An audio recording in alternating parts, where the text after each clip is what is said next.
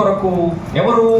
దావీదు పట్టణమందు రక్షకుడు పుట్టి ఉన్నాడు. ఈరోజు మెసేజ్ ఏమిటంటే, ఈరోజు మరి ప్రపంచవ్యాప్తంగా డిసెంబర్ 25 ముందు, క్రిస్మస్ ముందు వర్తమానం ఏమిటంటే, రక్షకుడు మీ కొరకు పుట్టి ఉన్నాడు. ఎవరి కొరకు?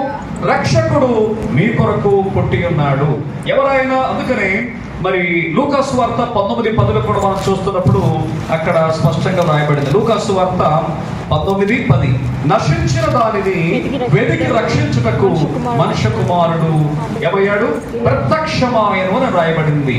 ఎవరైనా యేసుక్రీస్తు రక్షకుడు మీ కొరకు పుట్టి ఉన్నాడు. ఈ రోజు కూడా ఇప్పటి వరకు మనం విన్నటువంటి వర్తమానం కానివ్వండి, ఈరోజు మన దేశంలో, ప్రపంచంలో వినబడేటువంటి క్రిస్మస్ ముందు వర్తమానం యొక్క సారాంశం ఏమిటంటే, రక్షకుడు ఎవరు? యేసుక్రీస్తు ఎవరు? ఆయన రక్షకుడు. దేవునికి స్తోత్రములు. యేసుక్రీస్తు అనేటువంటి రక్షకుడు